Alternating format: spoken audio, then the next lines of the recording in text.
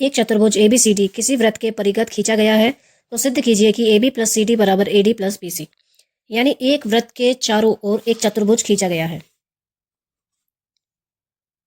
ठीक है, और इसका नाम दिया है ABC और D। चतुर्भुज ने वृत्त को EFG और H इन चार बिंदुओं पर स्पर्श किया।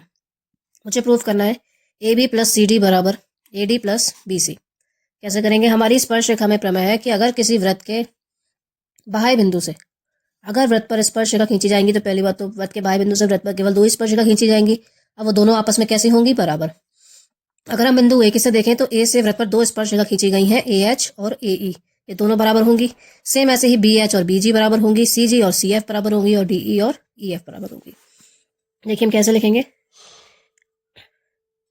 बिंदु A के लिए।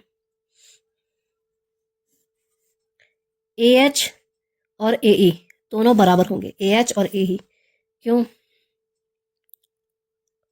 बाह्य बिंदु से वृत्त पर खींची गई स्पर्श रेखा।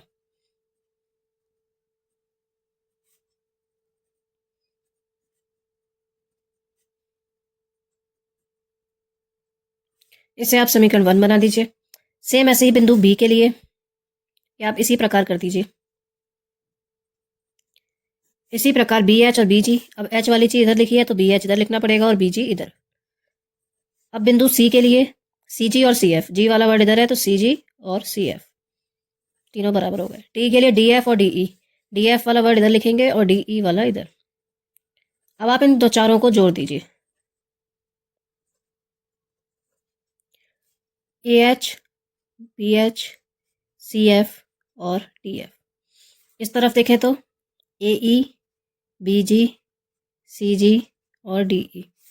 AH और BH मिलके क्या बन जाएंगे? EB। CF और DF मिलके बनेंगे CD। AE जुड़ेगा DE के साथ, AE और DE बन जाएगा AD और BG और CG बन जाएगा BC। यही मुझे प्रूफ करना था, हैंस प्रूफ। चलिए अगला क्वेश्चन देखते हैं। ये जो अगला क्वेश्चन है आपका, दिए गए आवृत्ति वितरण के आंकड़ों में माध्यक दे रखा है 28.5, x और y की वैल्यू बतानी है और n की वैल्यू 60 दे रखी है। n यानी इस बारंबारता का जोड़ दे रखा है 60 और इसको ये x और y ये मिसिंग है, ये आपको बताना है।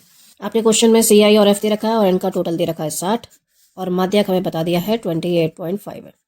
सबसे पहले माध्यक निकालने के लिए हम यहाँ पे क्या निकालते हैं? संचयी बारंबारता यानी कि CF। पहले का 5 रहेगा, 5 में x जोड़ा 5 प्लस x हो गया, इसमें 20 जोड़ा 25 प्लस x हो गया, 25 में 15 जोड़ा 40 प्लस x हो गया, उसमें y जोड़ा 40 प्लस x प्लस y हो गया, उसमें 5 जोड़ा तो 45 प्लस x प्लस y।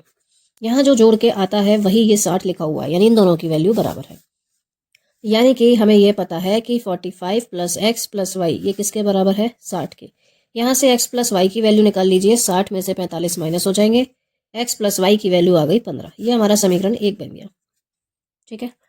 अब इसका टोटल करते हैं, इसको हम n दिखाते हैं। सबसे पहले स्मॉल m निकालेंगे, स्मॉल m होता है n/2। n की वैल्यू 60 है, 60 को 2 से डिवाइड किया 30 आ गया, छोटे m की वैल्यू आ गई 30। अब ये स्मॉल m हम देखते हैं CF वाले कॉलम में कहाँ आएगा। अब यहाँ से तो हम पता नहीं कर सकते क्योंकि x की वैल्यू हमें पता नहीं है। तो ये जो हमें माध्यक 28.5 निकाल के दे रखा है, हम इससे हम अपना कॉलम सेलेक्ट करेंगे कि हमारा किस वर्ग अंतराल में हमें देखना है। तो 28.5 कौन से वर्ग अंतराल में आएगा? 20 से 30 वाले में। तो ये डिब्बा सेलेक्ट किया जाएगा, ठीक है, क्योंकि जो हमारा माध्यक है हम जो वर्ग अंतराल सेलेक्ट करते हैं उसी के बीच में आना चाहिए आंसर। तो हमें माध्यक तो दे रखा है 28.5, तो 20 से 30 के बीच में होगा।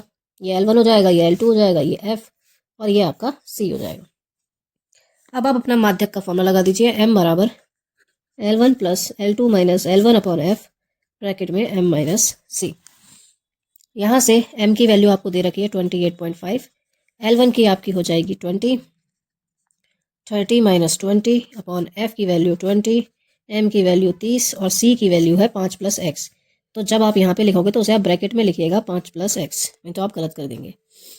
इस 20 को इधर ले आइए, आप इस 20 को पहले इधर ले आइए। 28.5 में से 20 माइनस हो जाएगा, यहाँ बचा माइनस करके 10/20। अब इसको खोलेंगे 30 माइनस से माइनस 30 माइनस 5 माइनस x। अब 28.5 में से जब 20 जाएगा तो बचेगा 8.5, यहाँ से कैंसिल हो गया 0 से 0 और ये 2 आ जाएगा ऊपर, यहाँ हो जाएगा 25 माइनस x। 8.5 की 2 से गुना करेंगे 17 आ जाएगा, 25 माइनस x। ये x इधर भेज दीजिए, 17 इधर भेज दीजिए, x हो जाएगा प्लस का, 17 इधर आके माइनस का, x की वैल्यू यहाँ से आ गई 8। अब आप क्या करेंगे, x का मान उठा के 1 में रख देंगे।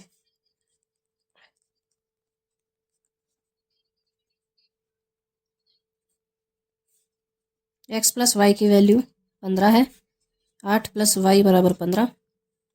यहाँ से y की वैल्यू आ जाएगी, 15 में से 8 जाएंगे तो यहाँ से y की वैल्यू आ जाएगी 7। तो x और y की वैल्यू जो मिसिंग थी वो आपकी कैलकुलेट होके आ चुकी है। आई होप ये क्वेश्चन आपको समझ में आ गया होगा।